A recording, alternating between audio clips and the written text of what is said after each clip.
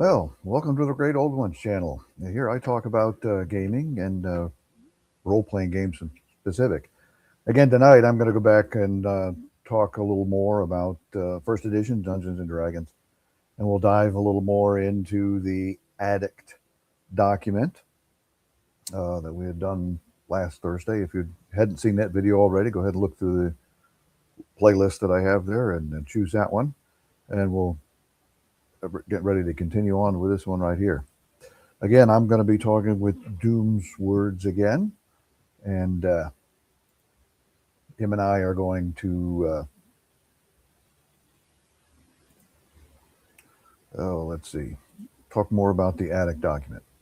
Let me go ahead and bring him on here. Where is he at? I wish I could remember how to do this every week. Stage, one person, copy invite link. You would figure I would be okay at this by now. Add. Oh, there he is. All right. Hey, there we are there. Hey, how you doing? I'm doing all right. Apparently I am technically challenged here. People again. I was challenged cutting a pizza. Oh yeah, cutting a pizza. Well, I got to put my readers on again here. And go back to it. Yeah, welcome back again, and we'll dive right back into and talk more about the Addict document. And like we'd mentioned last time, this was by David M. Prada, in March of 2006, and here we are again, exactly 20 years later, talking about it again. Hanging on to the glory of the old games that should not go away, because this is one of the best. And it isn't the first one I started playing, but it's the first one that I really grabbed a good love of. So I'm always willing to talk about this, and I like to talk about this with people who happen to know what they're doing, and I assume that would be you. So we'll go with it. Assumptions are dangerous. Yeah. Well, if you recall, the last time we'd been talking about encounters, combat, and initiative, and we went through a lot of that stuff in this document about all of that. Well, this week we left off in part 3. Both parties declare their intentions, and this is the beginning of the actual combat round itself. We've already resolved what happens for surprise and no surprise and that sort of thing, and we'll jump back into it here with this one. And since I can't read that tiny reading on my screen, I've got another copy of it pulled over here to the side, and I can read things out. We'll see what we can do to get through this as far as the combat round goes, and then if we still got a little bit of time left this evening, we'll jump back into some of the early pre-genitors. We'll back into, I thought about, we talk about at least Eldritch Wizardry and where their attempts there to divvy up how the combat round and that kind of stuff was supposed to work.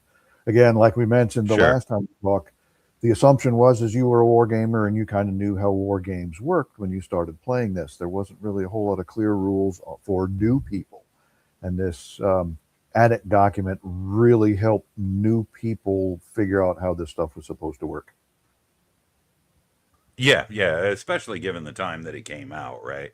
So it came out a little bit right around the period of 4E, when a bunch of people who might have been newer 3E players or 3.5E or whatever had jumped ship, and this was sort of a presentation to help them figure out how this stuff goes. Because the old grognards and stuff, they had their own ways of doing things, and to the best of my knowledge, this is the only document, or at the very least the first document, that condensed it all together in a somewhat readable form and showed people what to do.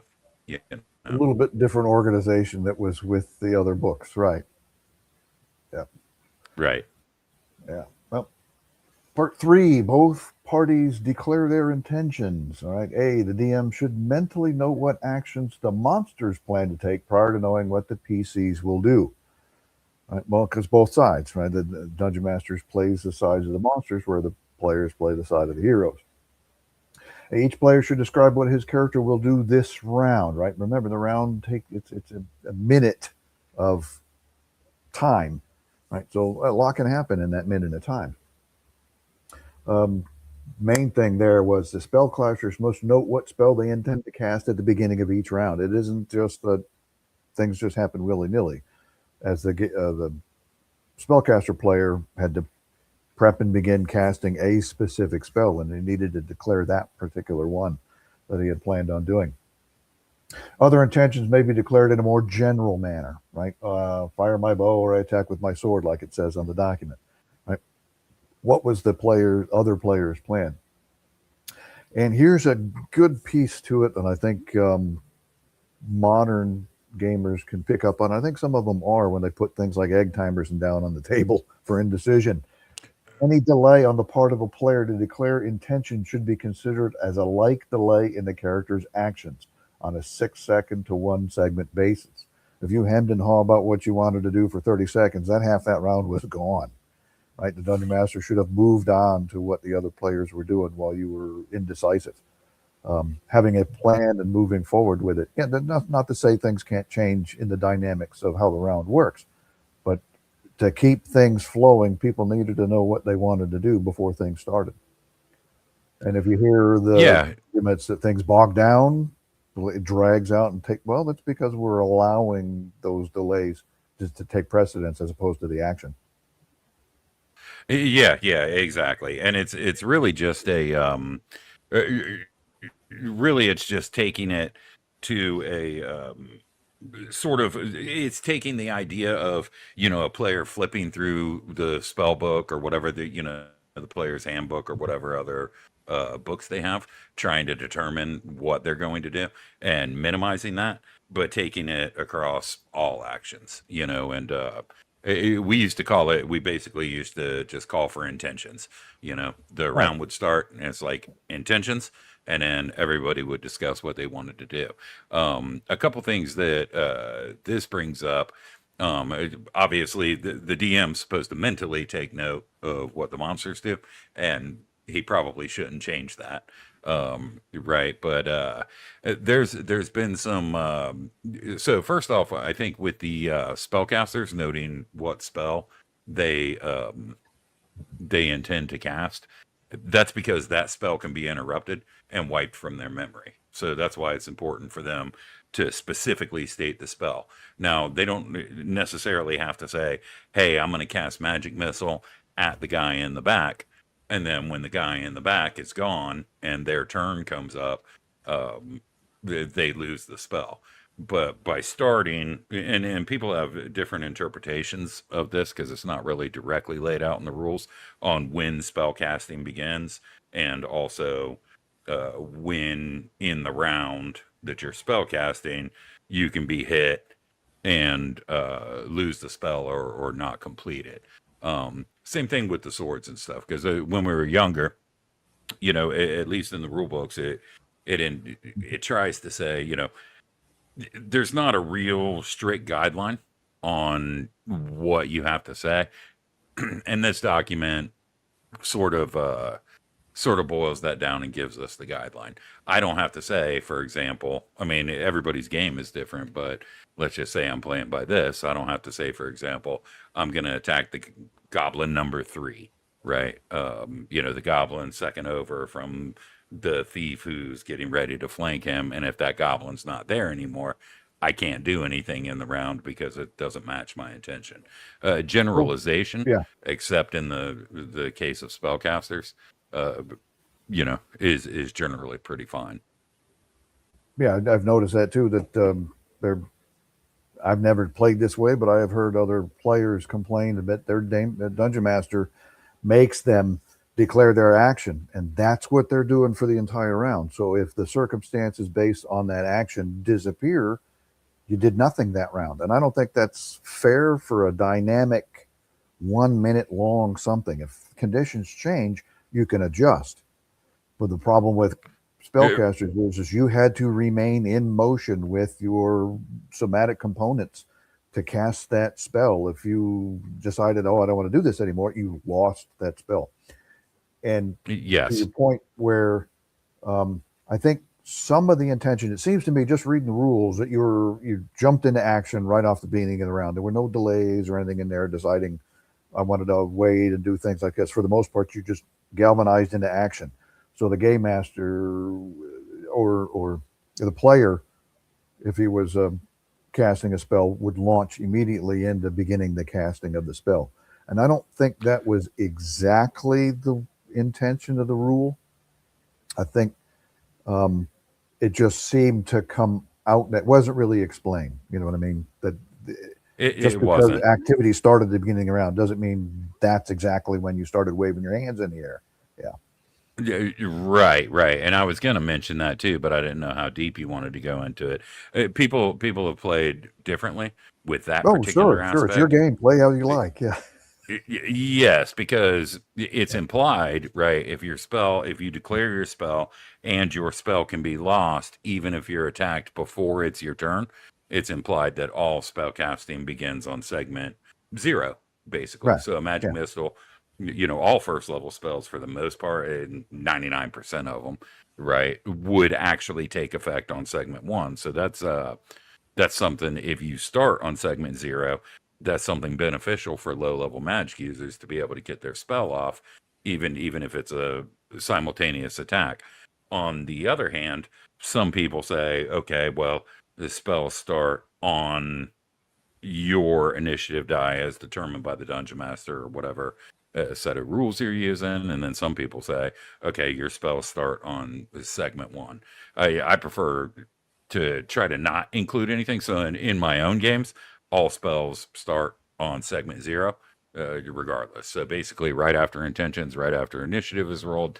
But it really depends on the system under which you've decided to run initiative. And even Gary himself and a bunch of other people, old school guys on Dragon's Foot and whatnot, Gary did it both ways. Sometimes he would say, hey, spells begin on 0 and they can be interrupted and lost even if you haven't gone yet, or spells begin on 1, or the initiative result, and if you get attacked before that, then your spell isn't lost, just your action is lost.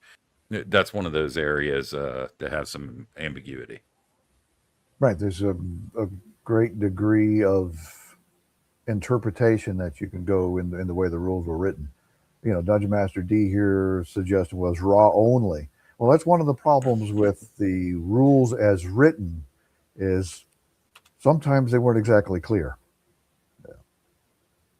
Regardless of what Gary said, rules were, what did he say? They were clear and precise. Simple and precise. Yeah. Well, no, not exactly. They weren't always that way, right? You had to go digging through to find pieces of them together. And that was, like we mentioned earlier on, that's the benefit. The beauty of this document was you try to compile all of those sources from the different pages they were and put them in a more organized format, right? Even this right here, he would have said specifically that everything begins on the beginning of the round. It doesn't seem that way reading this document. Yeah. You had flexibility on your interpretation. Yeah, absolutely. And he ran this by the community way back on Dragon's Foot and elsewhere. And this was a work in progress, and this was what most people agreed on as being raw. Because with the DMG or something, you may as well be reading the Necronomicon. This is an easier way to read it, and it also, the things that they leave out shows the DM and the players the areas of potential interpretation. Yeah, we got a point here from Dungeon Master D again. That's why I enjoyed the cleanup we saw on the rise of second edition. But one of the things about second edition is that wasn't Gary's cleanup. It was somebody else's cleanup on the release of second edition. Yeah, Dave Cook mostly. Right. Zeb. The problem that I have with it Yeah. The problem that I have with it is a lot of the character was missed, but I'll be perfectly honest with you. I was super excited, in what 1988, 1989, when the second edition came out, and I bought all those books and I devoured them as like a 15-year-old or whatever, and I loved them, and we played for a long time under I second bought edition. the only ones I'd had were the first three of the first edition books, and didn't pick up another Dungeons and Dragons book until third edition. So Oh yeah. I kind of skipped and bypassed second edition. Well, mostly because I was a little busy with my time in service.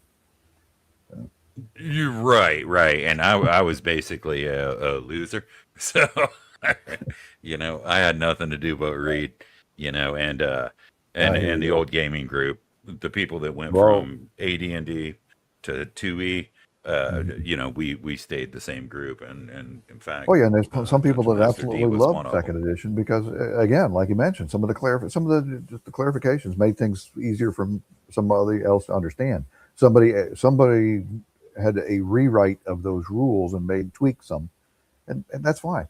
It's I think Right. even I'm trying to remember what page it is. Even Gary Gygax in his book says you just do what you want. Here's some guidelines to follow, but make it your own. Yeah. Right. Let's Right. see. Pre-initiative actions are resolved. Right. So these are things that happen before action starts. A bow specialist who begins they know no definition of what a bow specialist is, right? Who begins the round with an arrow nock shaft drawn. A target in sight is entitled to loose that arrow prior to that initiative check, right? So if you're walking through the dungeon, somebody flung open the door, and you're standing there with your arrow drawn, and just what was in the room, you had the option of loosen that arrow before anything takes place. Right. And I think when they say bow specialist, they're talking about the weapon specialization rules in Unearthed Arcana. Well, page 52, official advanced under, yeah, on Earth Arcana, exactly right. That's where he pulled that from. Yeah, from the Right. That was one of the the things that they added for archers, but aha. So in pure first edition pre-unearthed Arcana, there is no. You would have to read that and go, ugh. Nobody is a specialist, right? A crossbow specialist who begins a round with a crossbow cocked and aimed and target range also gets a free shot before initiative is rolled. In some ways, I could. It makes a lot of sense. If you are prepared when you crack open that door and stuff starts flying, you should have, for lack of a better word, the jump on your opponent at that point in time, regardless of what right. surprise or anything said. Yeah. Any other exceptional actions that occur part of the initiative should be resolved here. So the game master or dungeon master, for the case of this game, um, had the option of you know adjudicating. Hey, yeah, that's a special case. You get to go ahead and do that. Yeah. Hmm. All right. So that would mean I would kick this one over, and since I can't read it, I'll roll over here. Resolve psionic combat. Okay, we'll forget about that one. Psionic combat Right. on a And segment by it's segment basis. There's not a lot of games that I am aware of um, that use psionics. Now, I like them. It's hard to get a hold of. I think it's a neat addition to it, but some people find it just it's too difficult. So that's just it is an option. So they drop the option, but they account for it in um, in this document. 57 is Dungeon Master's Guide, 76 to 78, right? Where right, and I apologize for just taking a step back because I was chatting to people or whatever, but that whole crossbow specialist thing, and I know it's kind of interrupting, but it's important to say the crossbow specialist who begins the round with crossbow cocked and aim, target and range. That particular footnote that comes from Mordenkainen's Fantastic Adventure, so it comes from a module, right? So this includes, and I don't think we've had the opportunity to talk about that yet, but this includes things that were official modules by right, Gygax and or coons, and things like that would happen. Even back in the day with BX, B2, B2 would have rules in it that were Yep. just part of the module, and a bunch of the modules had rules that were just part of the module. So when you're talking about raw, you also have to talk about what's inclusive and what's not in your particular game. Anyway, sorry. No, exactly. And now that you bring that up, I'm going to rope you into another discussion of all the rules changes over the years that came into things like modules and stuff like that, and clarifications that happened because of the modules coming out, and the writers, the founders of the game, changing their minds on the way things were supposed to work or clarifying things like that. Exactly. The rules that official changes were the modules that came out. Some of them came out in Dragon Magazine, and that would be another excellent stream that we could do on how it Yeah, I agree. changed a little bit over the years.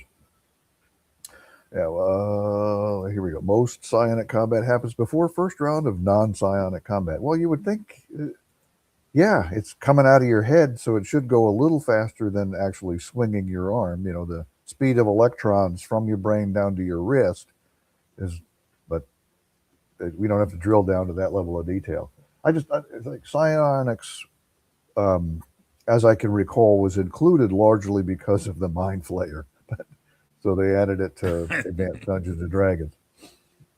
So we can thank the guy that invented the Mind Flayer for psionics.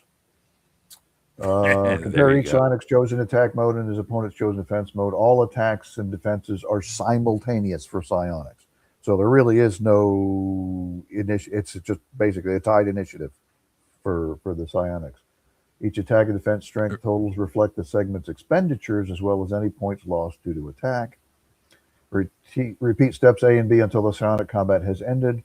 One or both psionics are affected by a more mundane attack form during a round, or 10 segments have passed, right? So baking in the psionics and how that worked in the combat round was right here on this section. Right, and they've got a lot of information, obviously, in the DMG and stuff like that. But again, the monster manual came out first, and of course, things like Mind Flayers and stuff came from OD&D, and then psionics was also added in OD&D, and then translated almost, I think, as an afterthought into AD&D. And I know that I've read many times that Gygax himself regretted their inclusion. But there's lots of things that he regretted the inclusion of, such as weapons versus armor type and stuff like that, that I still find fascinating. Now, in 2E, they embraced psionics full bore, with a complete psionicist handbook and all of this stuff. And it did a lot to make it better. So I would say if you're using psionics, they're fascinating. You're going to have to kind of figure out how that fits within the flow of your game. And if you're not using them, you just basically create a special ability for like Psionic Blast or something like that for Mind Flayer that mirrors kind of Psionic Blast upon non-psionicists, and the DMG lays that out, because there's a separate table. We mentioned last time, it's an excellent collection of gaming advice. Yeah. All right. So now here, actually, we're going to get into the meat of things. Pun intended there. Determine initiative round by rolling a D6 for each side. The higher the two rolls is said to possess the initiative for the melee round. Mostly, from what I've read, that was largely just to decide you can't be talking over each other on the table.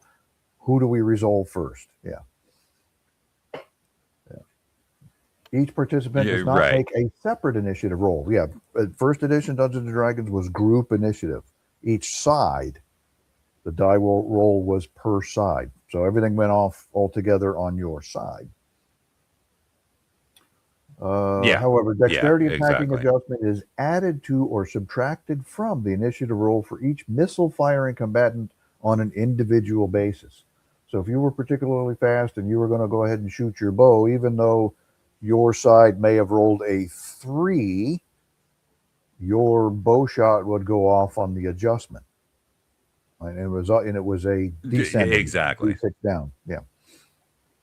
Yeah, and that's so I think the reaction attacking adjustment, since they combined them together, if I'm not mistaken, it was a plus, but it would actually be a minus in the case, so Of the initiative. sometimes Yeah. yeah, and sometimes that happened, but I think it was intuitive enough that people could grasp that.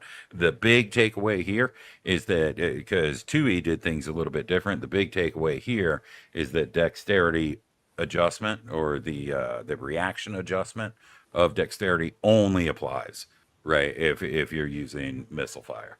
Right. Now it's commonly house ruled that it always applies, but that's much more valuable in 2E, where you might roll a d10, add your weapon speed, and then subtract your dexterity, which could make somebody wielding a two-handed sword with a +4 dex capable of going under, Sure. under like 15, right? But in standard AD&D, I think But, yeah, it makes sense. here's your caveat to that, though. Initiative bonuses do not apply to characters carrying more than light gear. The 12-inch base movement. If you were laden down with armor, things like this, that did not apply. However, initiative Right, and I think we penalties talked about always that apply. last time. Yes. Yeah. Yeah, Okay. which makes sense. Right. Sure. And I think Sure. we talked about that last time, is that encumbrance table in the PHB, whatever it was, 102, 103.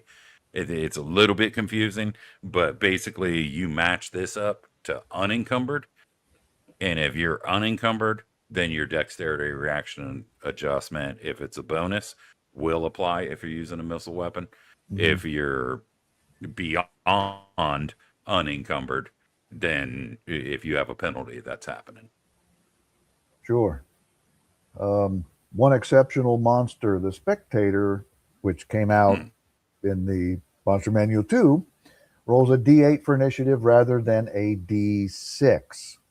So there's where things started going a little wonky, right?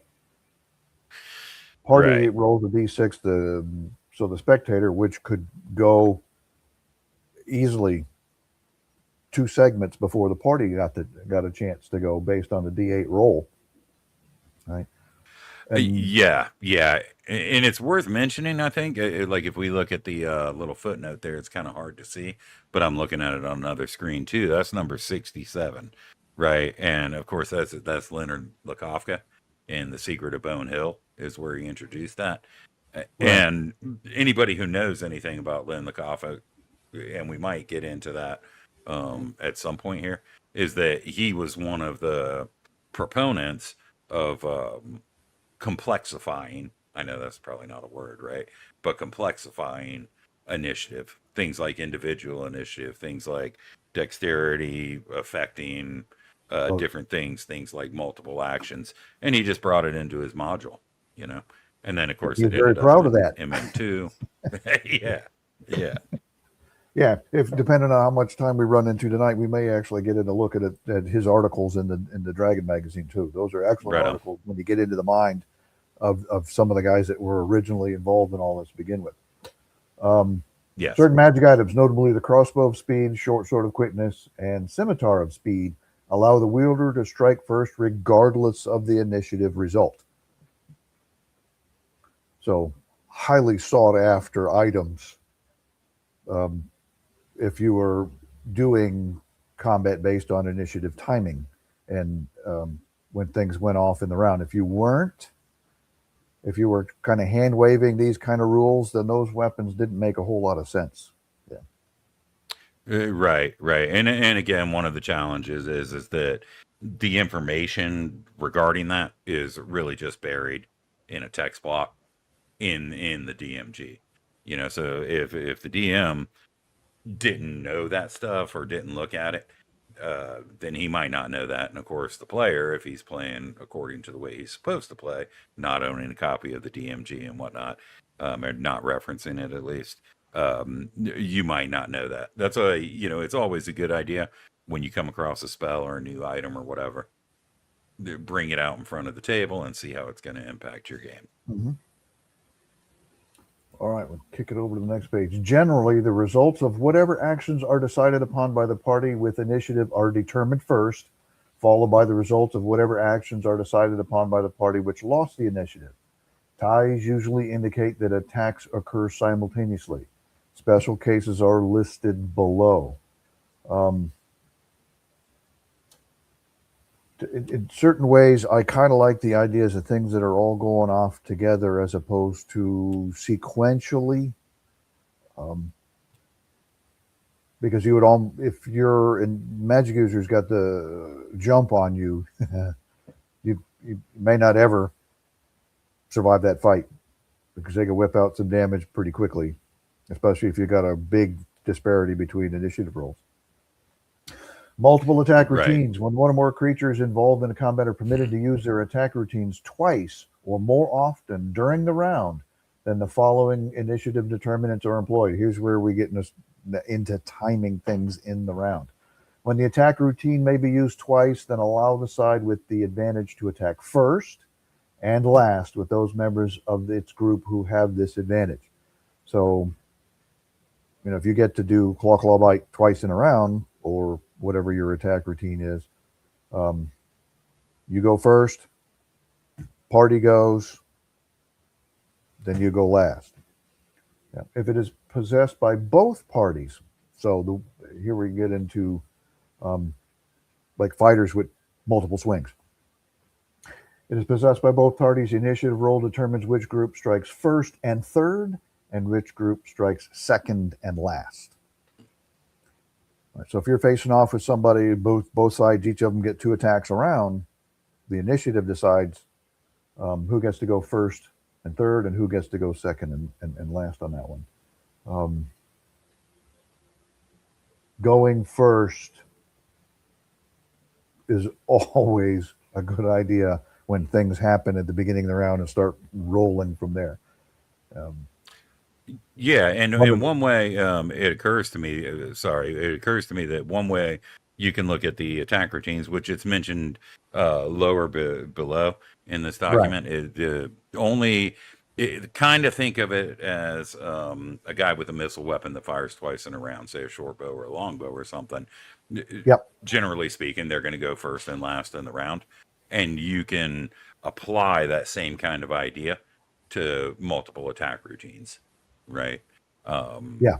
It's the same kind of thing, even though with the bow, 2 shots is 1 attack routine. But yeah.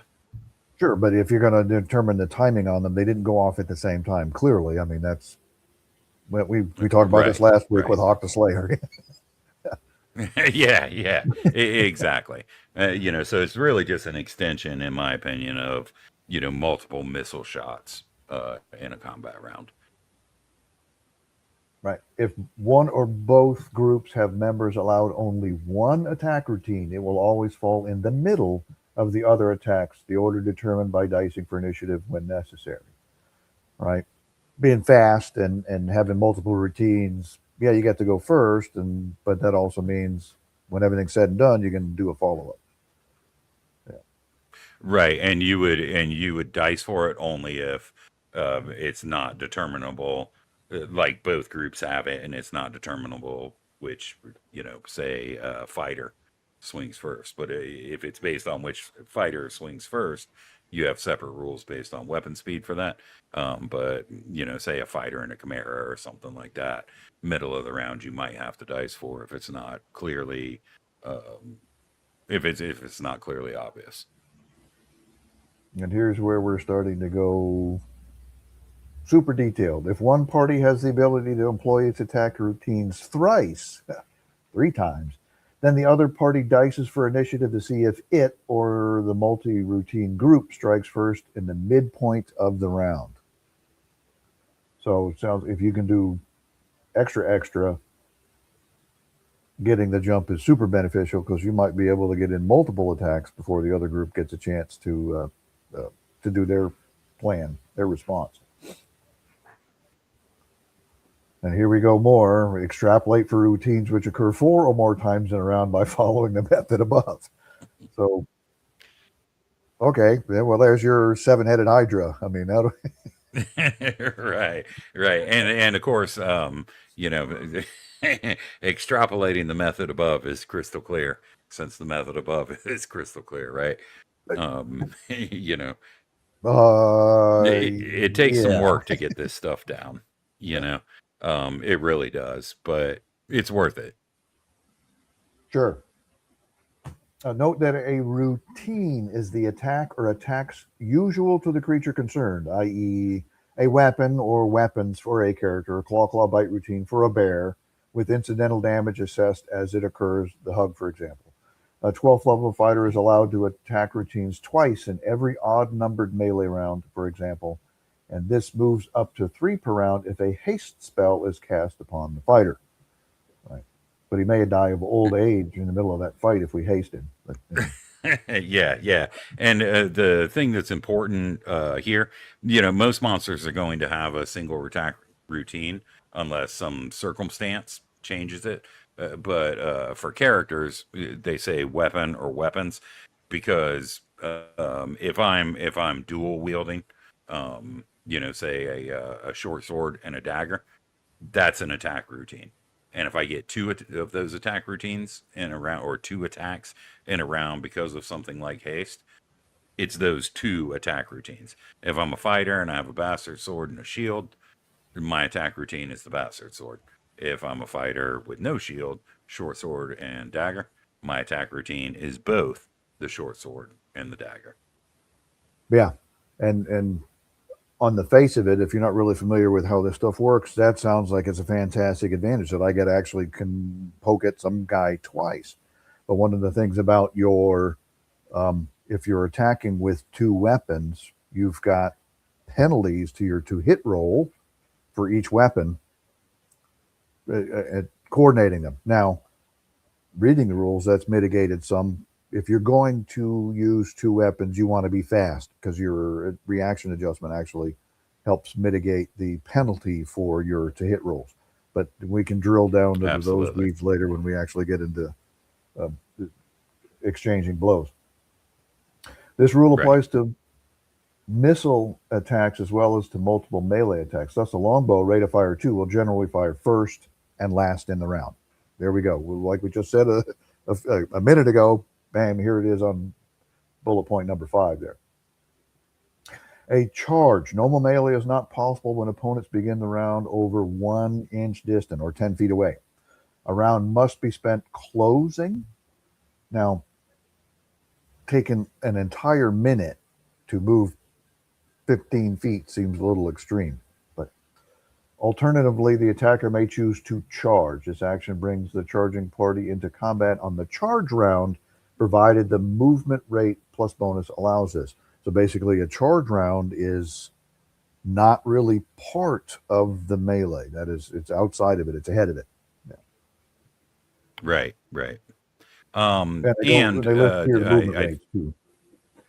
Go ahead. You right, right. Yeah, yeah. Thank you, and I'll try not to take too long on this, but the basic That's idea what we're here to is talk that about. Go for it.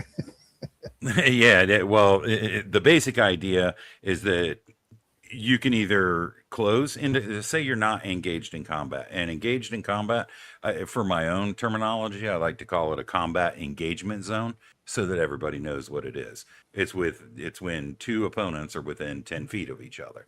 So in order to enter that, because we didn't have attacks of opportunity and stuff like that as No. such, so in order to enter that combat engagement zone, you can run in there with a charge, provided you have the capability of doing so, or you can close into there, defending yourself carefully and all that, so that nobody's afforded an attack.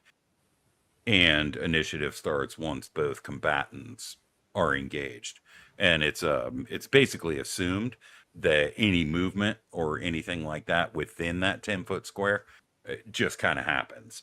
If you're using, you know, battle mat, any sort of grid and miniatures and stuff, it's pretty fair to assume that as long as both opponents stay within that same 10-foot square that they've established as the combat engagement zone, they can kind of move around in there. So shift a square left, shift a square right, you know, and that Right. sort of thing. But As long as you haven't that moved would be outside the one of ring. the reasons.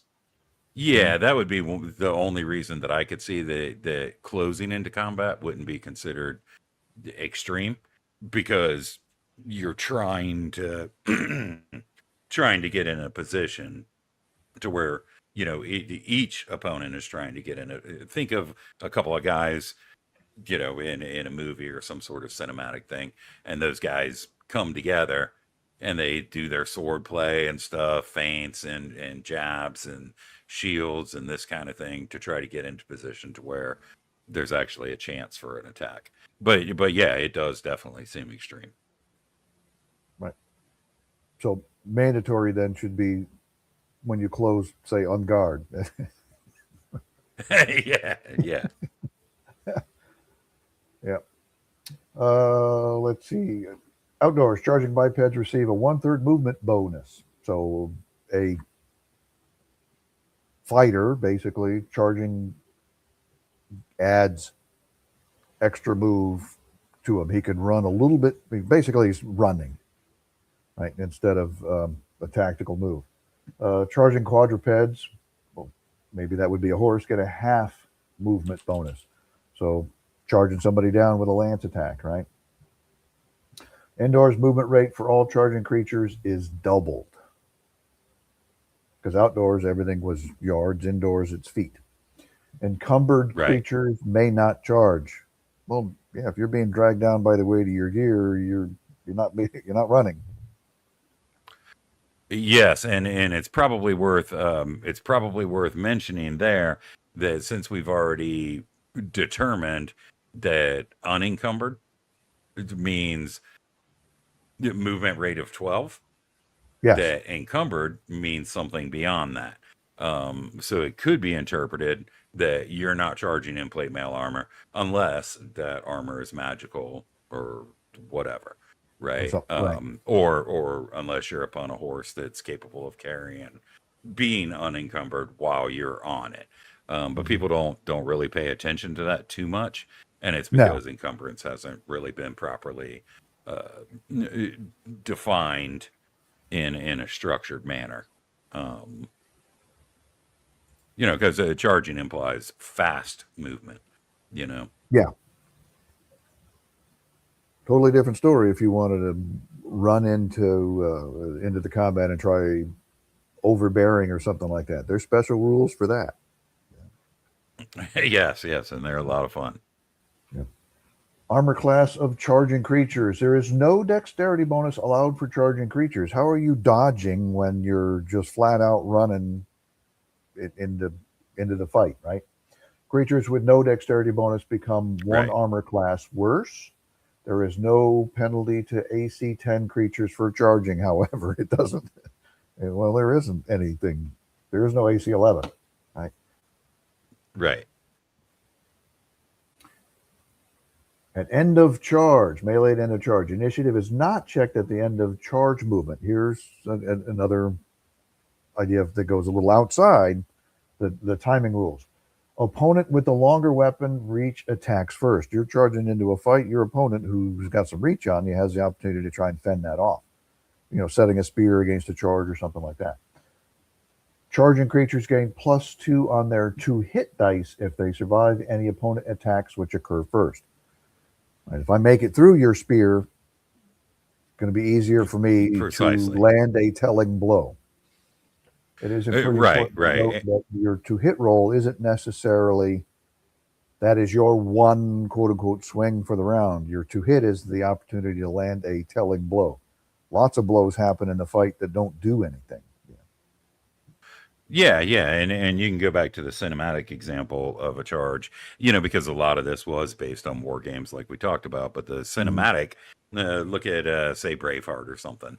Those guys charge across the field, slam into each other, or say you like to go to metal concerts and get in the pit, you slam into each other. You might be standing Yeah. right in front of the guy when you're done, or you might be 5 feet over that way, so there's not and having to make it through the spears or the boots or whatever it is, is just part of the charge. And the other thing, I don't think the language is real clear here, but it comes directly from the Dungeon Master's Guide that initiative is not checked at the end of charge movement, but it's assumed that initiative has already been rolled and you start your charge on your initiative roll or whatever. And initiative is not the determining factor of who attacks first. Rather, it's weapon length, right? And some people get caught up on that and think that charge goes before initiative because it says that initiative is not checked. But that's not the intent of it. The intent of it is the initiative doesn't matter when it comes to determining who attacks first in a charge engagement. You flat out running against each other instead of dancing around and trying to gain an advantage position, right? Yeah. No charging into the pit for me anymore. I'm too old. I'll break a hit. I would too, probably. Here's where this comes into play when you mentioned initiative. Yeah, initiative is checked because to determine the timing of a charge attack versus an opposing spellcaster, compare the segments of movement required to the casting time of the spell. How much do you have to close based on how long it's going to take him to loose his spell? Right there, it matters. It matters. There's no way your movement rate might be 12, but there's no way you're going to close 120 feet in the time it takes me to finish off my 6-second spell. Yeah. Right. Yeah. Spellcasting. When a spellcaster has won the initiative, it is possible for an opponent's attack to occur before the completion of and thus disrupt the spell. This is pretty important. Yeah. If combat is spell versus spell, the spell with the shorter casting time will be completed first, with the initiative result breaking ties in casting times. So if you tied initiative, both sides roll a 3, and you're both whipping out a 3-segment spell, if you won initiative, yours actually goes off before the opponents go off, even though you're tied.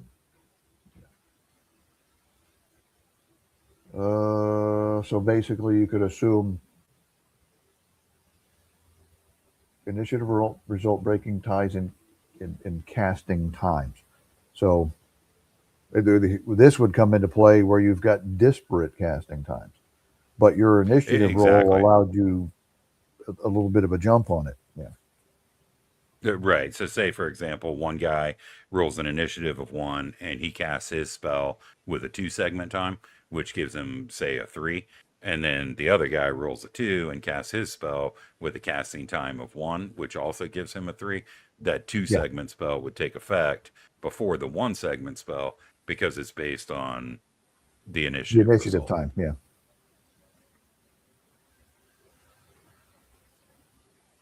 If the spellcaster is being attacked by a melee weapon with a speed factor rating, now here's where speed factor comes in. This is one of the reasons why I like speed factor. Me too. Most games didn't use it because they didn't really understand the usefulness of it. Use the following procedure to determine when the weapon strikes. A, when the attacker wins initiative, the weapon will always strike spot prior to spell completion. This is why having a dagger is extremely useful. When the initiative is tied, a straight comparison of weapon speed factor to spell casting time will determine which occurs first. Simultaneous results are possible. You can stab him at the same time that he fries your face with a magic missile. When the attacker loses initiative, subtract the attacker's losing initiative die from the weapon speed factor, treating negative numbers as positive, and compare the result to the spell casting time to determine which occurs first. Again, simultaneous results are possible, right? Speed factors. Fast weapons can really make the difference in a fight. Even though they may not do a lot of damage, the ability to get that shot in first against an enemy spellcaster can be critically important. Yeah, and I think that adds to the game. Maybe it adds a little bit of complexity, but once you have these routines down, it can change the combat in ways that are much more dynamic than something you'll get out of say OD&D or BX or AD&D, the way a lot of guys run it, where speed factors are just not considered. And we've all done that at times, but speed factors are critically important if you use them. Yeah, and we'll address this point right here. It makes the weapon proficiencies really make a difference. Not exactly the proficiencies, because proficiencies just to determine your to hit roll. If you're not proficient with a weapon, I think what he might mean is choice, specialty. Well, if you're using the Unearthed Arcana and you go back into weapon specialization, you gain bonuses with weapon specialization. Yeah. And weapon choice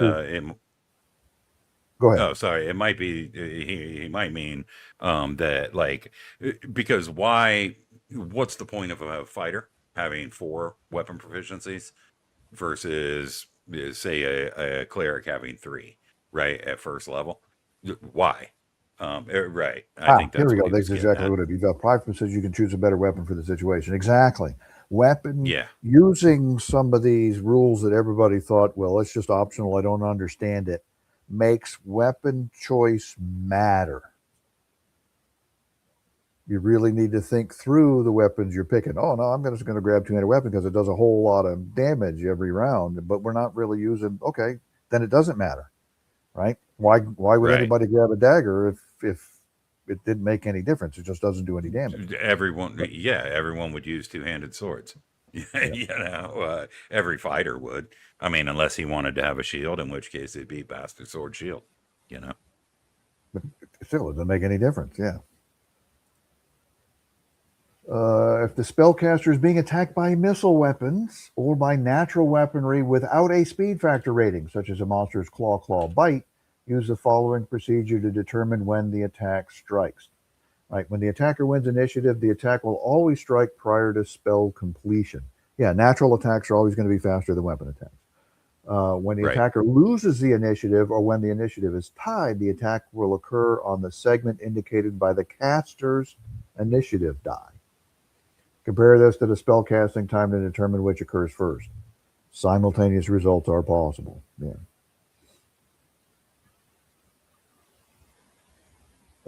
The example here really lays this out. The duel comes to a grinding halt when an out-of-control air elemental turns on Bigby. It starts to attack while Bigby tries to cast Protection from Evil 10-foot radius, 3 segments, to keep it away from him. Bigby wins initiative 4-1, so the elemental's attack will come on segment 4 after the spell is completed. Bigby is safe for the moment. Yeah. That's a good example right there that lays that out perfectly. Yeah, it does, but it also seems to indicate, this is what I was getting at earlier, is that does the spell begin and complete, if it's a 1 segment spell, for example, on segment 0 or segment 1 on the initiative die, right? Because let's look at this example. For example, so Bigby rolls a 4, the elemental rolls a 1, so the elemental's attack comes on segment 4 after the spell is completed, right? So that would imply that Bigby, with his roll of, well, I guess Bigby got a 1, right? So wins initiative 4-1. But anyway, that's unimportant, but it's a topic for another conversation. I don't know what they mean by Bigby wins initiative 4-1. Specifically, remember, your initiative was descending. Yeah, right. Whoever's lower, right? So he wins initiative 1-4. No. It's descending. So the 4 would be the higher roll on the initiative roll. That wins the initiative. His 3-segment spell would go off on 3-1. But since the elemental's attack routine goes on a 1, what's the timing on that? Well, since the elemental lost, the spell goes off before the elemental's attack routine takes place. Right. I'm going to table that in my brain.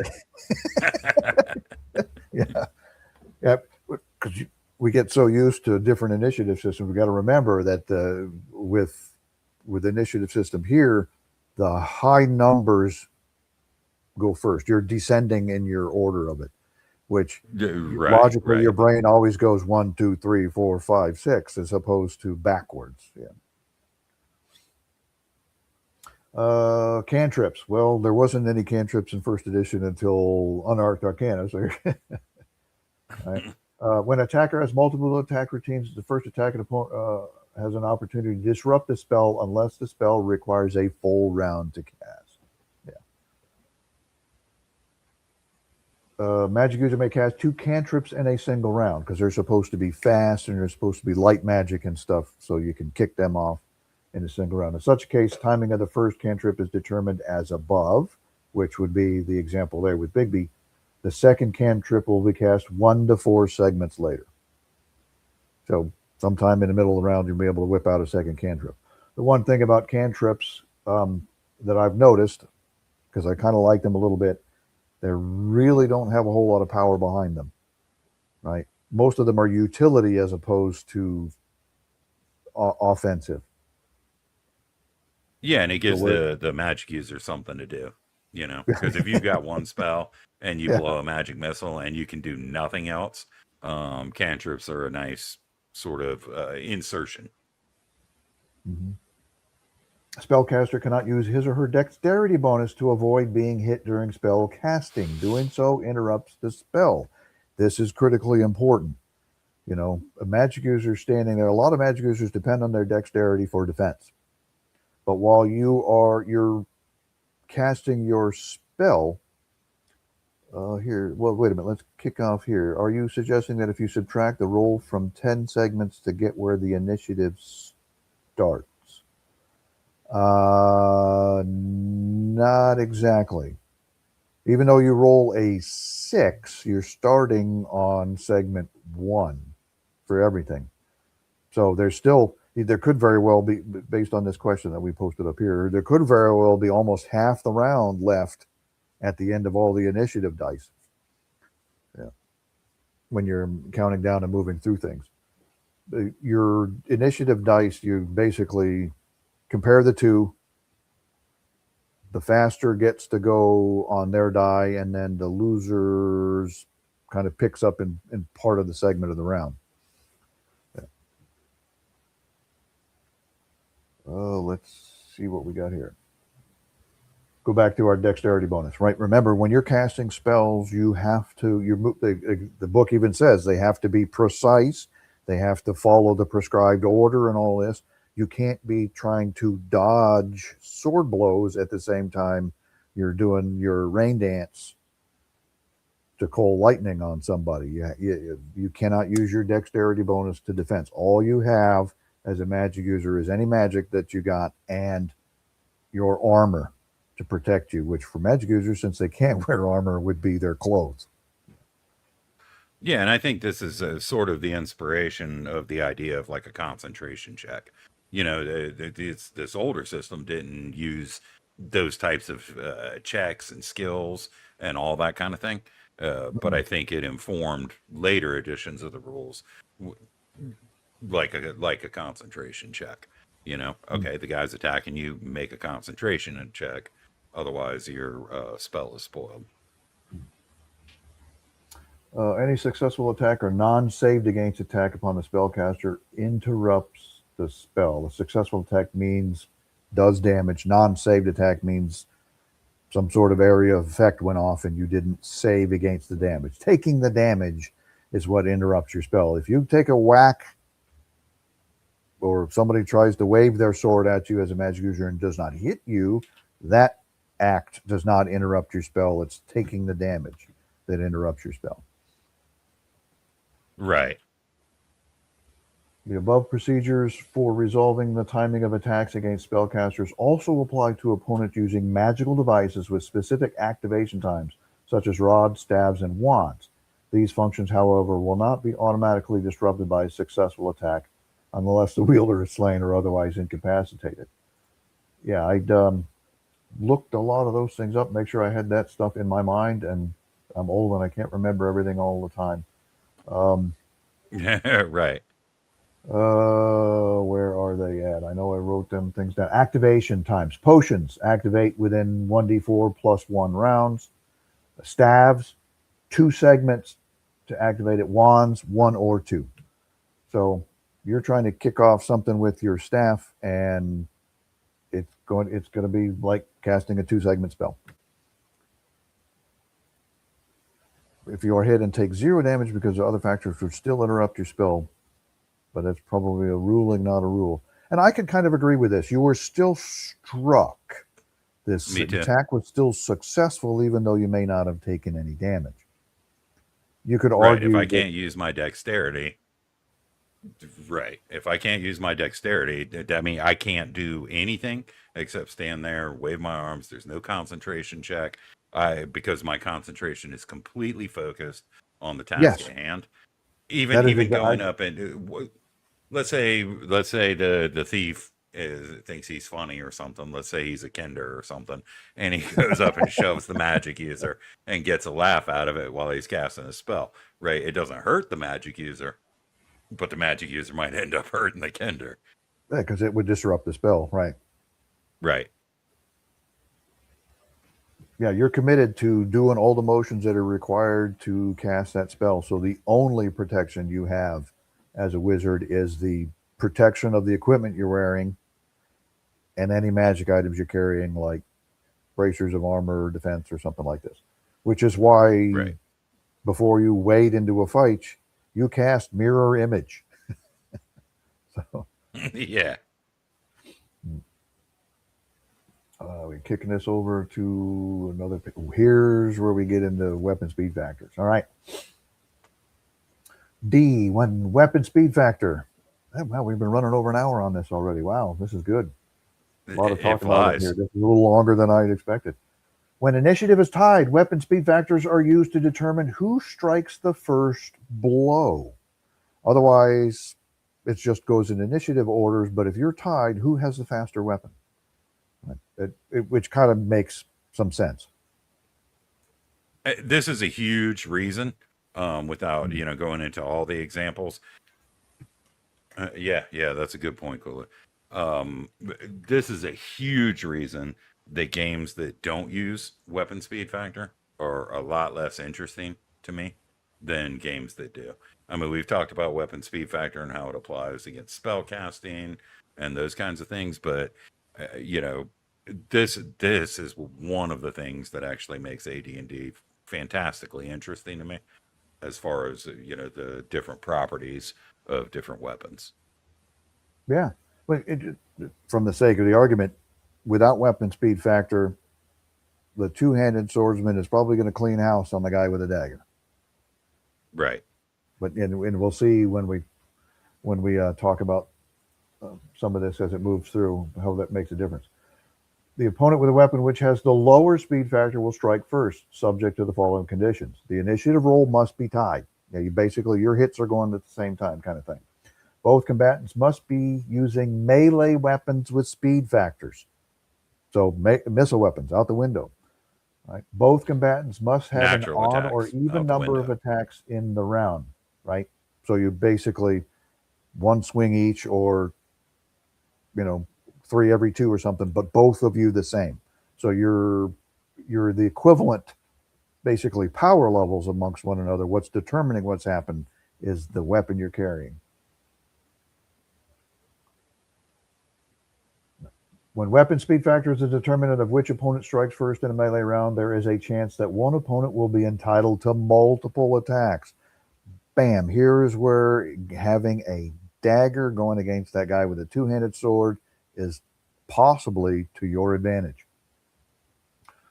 Compare the score of the lower factor weapon with that of the higher. If the difference is at least twice the factor of the lower, a dagger is a lot more than a two-handed sword, 5 or more factors in any case, the opponent with a lower factored weapon is entitled to 2 attacks before the opponent with the higher weapon factor is entitled to get any attack whatsoever. So you're coming at me with your two-handed sword, I'm coming at you with a dagger, the chances are I could get 2 strikes on you. 2 chances at 1d4 damage before your swing even gets a chance to land.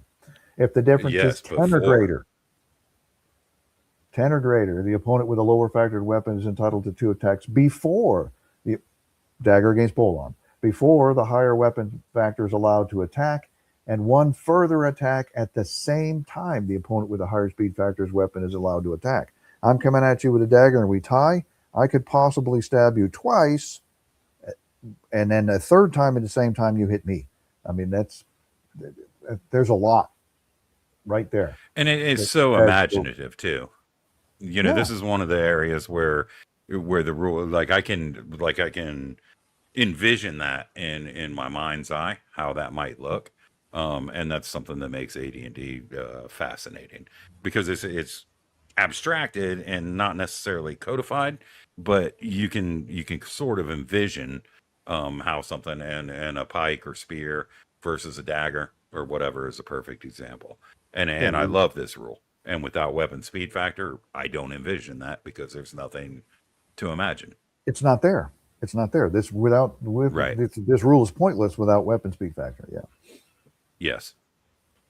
Okay. Note that such speed factor considerations are not applicable when either closing or charging to melee, but after an initial round of combat, or in cases where closing charging was not necessary. The speed factor considerations are applicable. Right. When you're charging, what makes the difference is weapon length, which of course longer weapons are going to be slower, but you set them against the charge that's closing. And when you're closing, nobody gets to make an attack. That's why closing takes so long, is because the attacker is defending himself against his opponent's attacks to ensure. So closing basically ensures that you won't be attacked entering that combat engagement zone, right? Sure. You're coming in prepared, trying to find your advantage and things like this, and that takes a little bit of time to sort things out and move into the combat, right? Right. And that was it as far as all the explanations go. There is an example of melee that goes on for another 10 pages. But we went through the gist of the rules and stuff here. It's on A.D.D.I.C.T. Now, we've been going a little longer than an hour, a little longer than I had expected us to go through, because there wasn't that much left in the document, but there was plenty of solid stuff in it. So we'll take a couple of minutes, though, and and you and I discussed this before, we'll cover back in original Dungeons and Dragons, they were forming these ideas because they didn't have casting times and stuff like this. So they were forming these ideas. And in the Eldritch Wizardry supplement is where they started doing additions to the alternate combat system. A lot of this was spelled out in chainmail, right? And don't let anybody tell you, well, chainmail was never intended for. That's exactly what it was. Chainmail was the fighting system for this, and the alternative combat system was the add-on. Well, not everybody has chainmail. Okay, let's create something to help people who just have these books for rules. Yeah. And the explanation in here was great. The question of when various actions take place during a melee round often arises. Here is your progenitor of the initiative sequence going. Right. In order to simplify and easily satisfy the problem of when any action can take place in the melee round has been further subdivided into pre-movement, movement in 6 segments, and then post-movement, or 8 parts in all. So even though your round is 10 segment, here we go with only 8. And the dexterity is what played into where things happen in this. After the first melee round of the pattern of missile fire, spellcasting should be readjusted. So this didn't apply to the first round of combat. This was subsequent rounds thereafter when you're jockeying. You're doing your jockeying for position and stuff. The factors added in is on the next page. Basically, here's the table. How do we calculate the? Well, here's how we calculate the things on the table. If surprise, lose the first segment of a die roll of 1 and second segment's on a die roll of 2. Here's where being surprised or complete surprised, bam. Here's where it kind of surfaces, right? If you're completely surprised, you lose 2 segments. You lose two options off of that. Adjustment to dexterity, right? Complete supplies +4. remember when you're doing your pluses or minuses, it's counter to what you would think. Elf got a +1 bonus. Great, fantastic. Maybe I might want to play an elf because I can surprise a little more often. You would think halfling would be on there based on their nature, but weapon ready. Here's a big one. With a weapon ready, you had Right. +3 to that table that we just went past, right? And then you go into your penalties. Plate armor, bam. Here's where the equipment you're wearing starts to show up as being slowing you down. Yeah, which actually gets translated into AD&D by not being able to take your reaction attacking adjustment if you're encumbered. Rather than taking a minus to your initiative for wearing plate mail, you just don't get the reaction attacking adjustment if it's positive or a net positive if you're wearing that plate mail. Yeah, here's where the first parts of the rules go, and as I played through them and shaking them out and figuring out what works, okay, we'll make some adjustments, and it changed. Since you didn't have casting times, though, when did these powerful spells go off? So they included that in this chart so that you could compare this. How many of those segments of action did it take for, your, which is 5th level spell?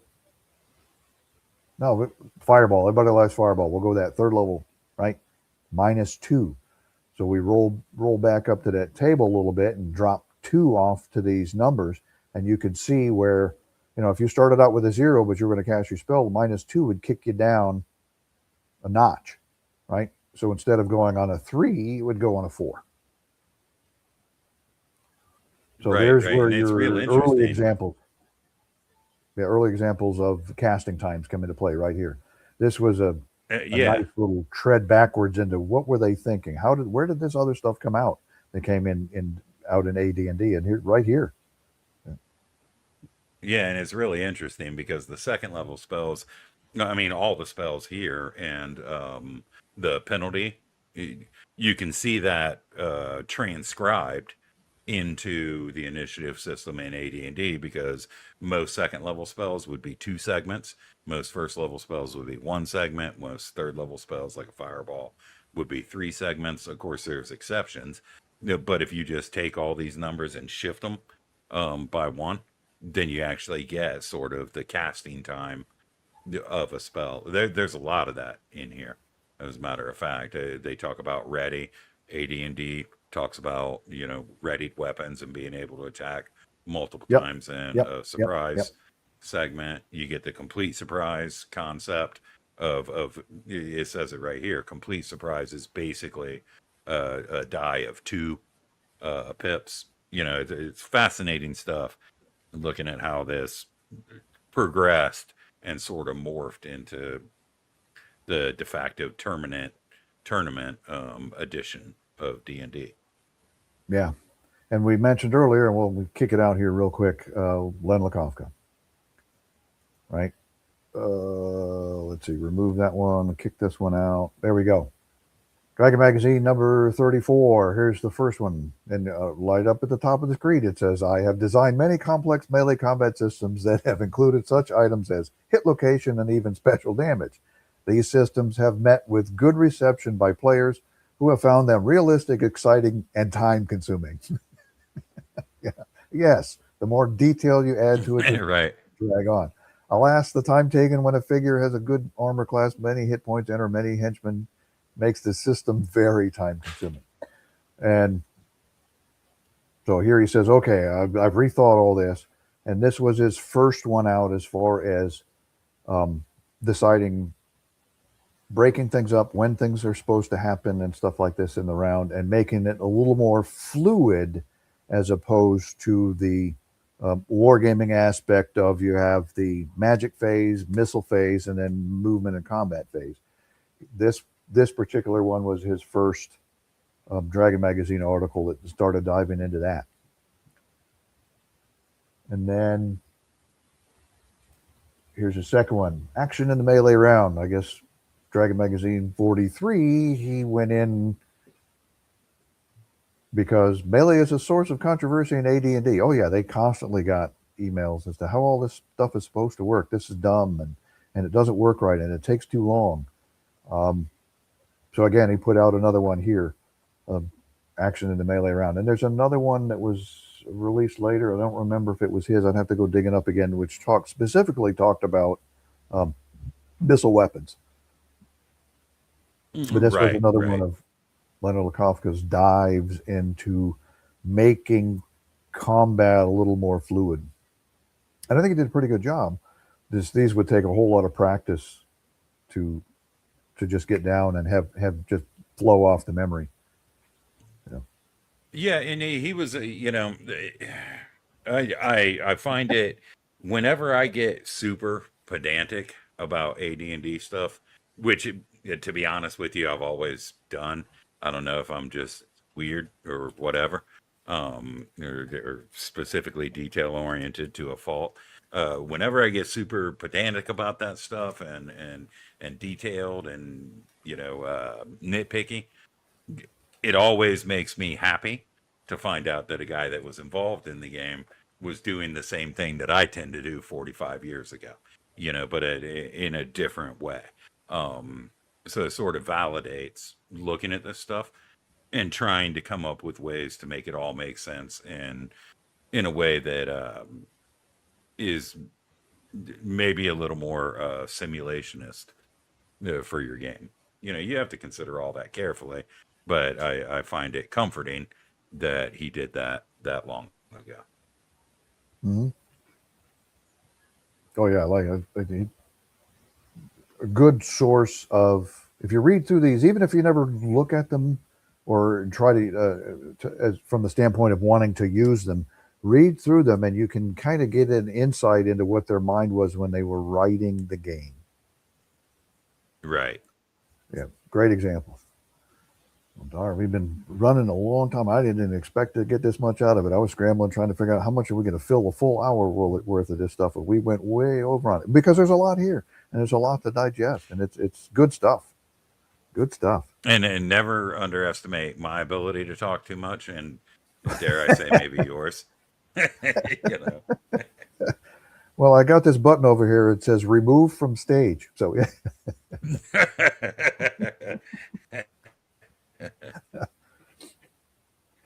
And then change my address so you don't hunt me down. Yeah. So what do we want to do for the next one? So we talked about recapping on Sunday, right? So we'll recap on Sunday. Do a recap on your channel, and then, well, let's see if anybody offers us any suggestions or rule things that they want us to talk about. We might want to dive into some of our favorites. We only touched on weapon speed factor in this one, but I love weapon versus armor class. That is another rule I do too. That really makes weapons matter. Yeah, it's huge. It's huge. And I'd also, I think in this document, there's some other stuff we can look at, the charts at the end or whatever. But the example of melee, because I think it was Michael Dale last time asked us, well, how the hell do you do this? Right? Oh, okay. So how the hell do you use it in why don't your we game? do that? Next time, let's go ahead and go into the example and read through the example and talk about the different points and stuff that happened on that example. So if anybody has any questions on what we talked about, that example will definitely help clear it up. And yeah, we'll do that. Next Thursday, barring natural disaster or something like that, we'll jump right in and we'll go over that combat example. And then...